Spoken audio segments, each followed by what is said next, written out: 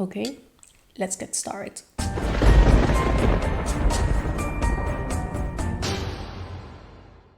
Hey horror freaks, welcome back to my channel. My name is Amanda. If this is the first time here, don't forget to subscribe and hit the bell icon so you can get a notification every single time that I post a video, and I post every single week. As you can see from the title, today's video is going to be my full review with spoilers of Barbarian. This is a film that took me by surprise. I wasn't expecting any other things that happened in the film, but of course we'll get to be talking about that way later on the video. Now, as always, all my reviews are with spoilers. If you don't want them, just to see if this was worth it or not, in the description box down below, there you're going to find my spoiler-free review because I like to give you guys the two options. So giving that little token disclaimer ahead, let's get into the video. Now, Barbarian follows in a town for a job interview. A young woman arrives at her Airbnb late at night only to find that her has been mistakenly double booked and a strange man is already staying there. Against her better judgment, she decides to stay the night away, but soon she discovers that there's much more to be afraid in the house than the other guests. That synopsis and the trailer are very misleading. You're going to believe that the film is going to be one thing but ends up being completely another. I saw someone that compared this to Malignant, and I kind of see the resemblance because it happened. Malignant took many people by surprise, including myself, but I didn't enjoy that film as much as I enjoyed this, and my reviews are going to be completely different, that's for sure. Now, the film starts with Tess, that is the woman. She gets into the Airbnb in the middle of the night. You can really see nothing else around on the neighborhood, only the house. She gets to it, she's not able to find the key, and she's like, what the hell? But out of a sudden, a light turns on the inside of the house, and it's the man that is Keith. And now he's like, well, this should be a mistake. Do you want to get in? He's a very nice, polite guy, almost to the point that is like, something is wrong here. He's being too nice. This is kind of creepy. This is not right. But it's definitely on purpose. Now we have the first 30 minutes of the film, all two of them on the house. In town for an interview. She goes to the interview. We don't really know much about what happened after. She only got the interview, and when she tells the person like where she was staying, she's like you shouldn't be there, because when she wakes up and we see how the neighborhood actually looks on the bright day, it's completely abandoned. Like, it's no one else there, and looks like a very dangerous zone of Detroit. That is where the film takes place. Back when she returns to the house, a man all of a sudden appears and starts running through her, and he's like, you need to get out of the house. And he's like screaming at her like, get out of the house. But of course she gets really scared. She calls the police, but the police says that they don't have units to send. But it could be seen as basically the police doesn't want to do anything because of the area that she's in, and they are asking her like calm down, and they're never giving her like that support after what happened. So it just ends there. Now she runs out of toilet paper, so she goes to the basement, and this is when she finds the door throughout on the wall, where she's like, nope. But then curiosity killed the cat. She gets into through the door, and it's like a cave, and there's a room with a bed and a camera, and there's a hand printed in blood on the wall.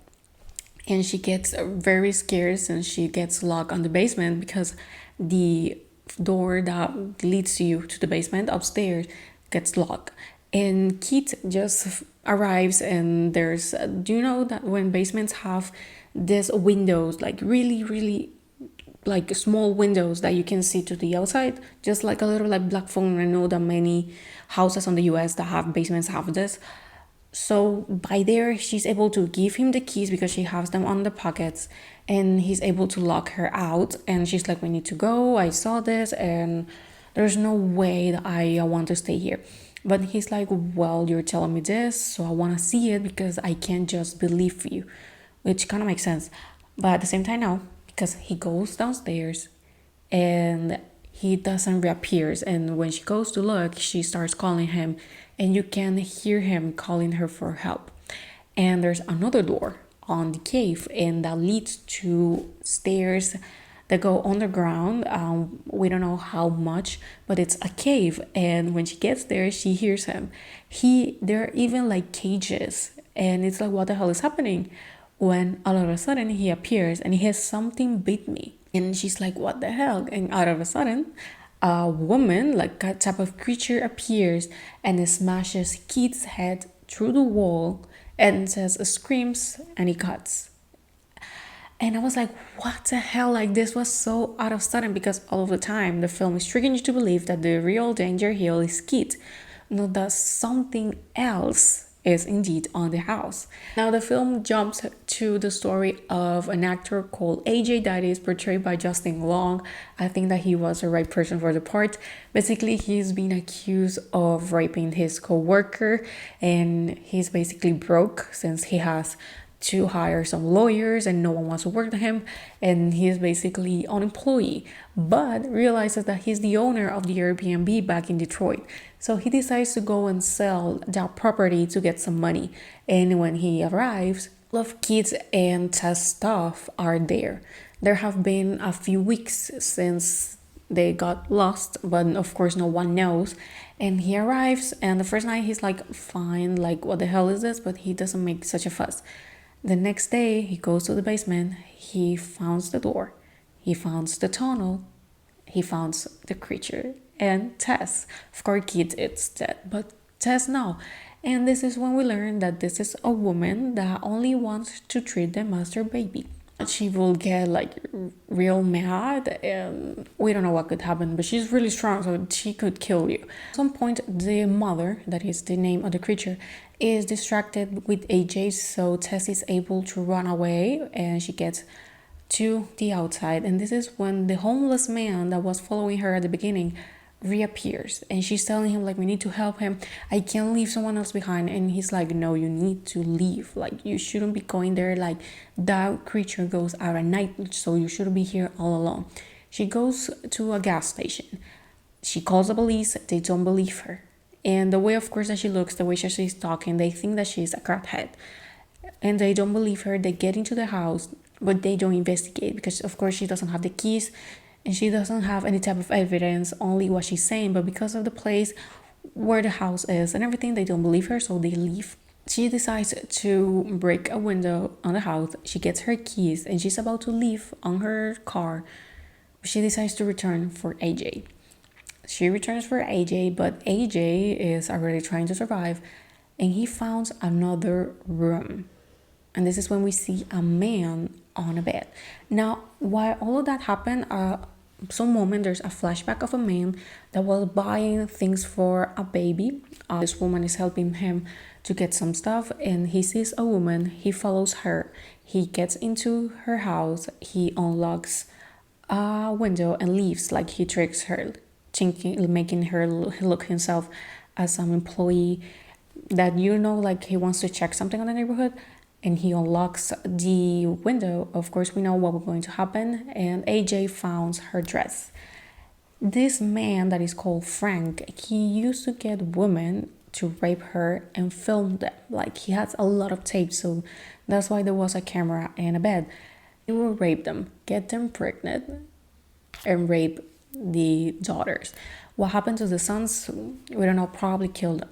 So that led to eventually the monster that is called Mother. Like, that's one of his daughters, but because of what he did, it's not going to be precisely a normal human being or even a human.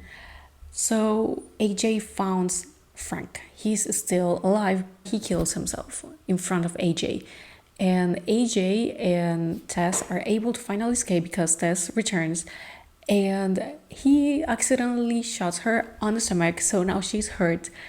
And now they're running through their lives. The homeless man appears. He hides them, but not for so long, because the woman appears. She kills the homeless man into the top of a tower, and he's like, I am so sorry. He pushes Tess. And this is like the most ridiculous, campy thing of the film. She jumps after Tess and gets her and crashes on the ground with Tess, with Tess on her chest. And he's like, I am so sorry, I had to do it, I didn't have to think. And you could be thinking, oh, the mother is dead. No. She wakes up, she gets AJ by his throat, and her fingers are pushed on his eyes, so poof, she explodes his head. And Tess, of course, is injured, so she can't really move that much, but she has the gun and she kills the mother, and that's how it ends. But when the credits start playing, you can see her like walking and like running away, and that's how basically the film ends. Now the film is 1 hour and 42 minutes, but feels way faster. It's fast paced, but it's not rushed. Like they will leave, of course, some details behind, but they will explain it to you later. Now, when it comes to the music, I think that the soundtrack fit perfectly. The film is able to bring so much tension for a high amount of time. Like they're able to keep you there on the edge of your seat. The shots, like the way that it's film, it's amazing. Like it's beautiful. Like cinematography speaking, it's beautiful, and they have like some long shots and like transitions. They work it perfectly. Like brilliant, seriously. The acting I think was pretty good. I think that the casting was top notch. I don't see any flaws with this. So for me, of course, it's a 10 out of 10, 5 out of 5. The only thing is that this is the type of film that you want to go without any type of knowledge of the plot. So I'm hoping that you have watched it by now. Because if not, I spoil you the whole thing and it's not going to be the same. Trust me on that. Like if you have a friend that hasn't watching it yet, go to the movie theater, go again, because it's brilliant, it's amazing. I can't wait to watch this film again. I want to watch it again. It blew my mind. Like I enjoyed this so much, and it's indeed one of the best horror films of the year. Like it's so good. Well, I think that is all for the video. Thank you so much for watching. Let me know what you thought about this film. Do you like it? You didn't? Were you expecting the things that happened? Let me know. Well, this is all. Thank you so much for watching, and I'm going to see you guys on my next video. Bye.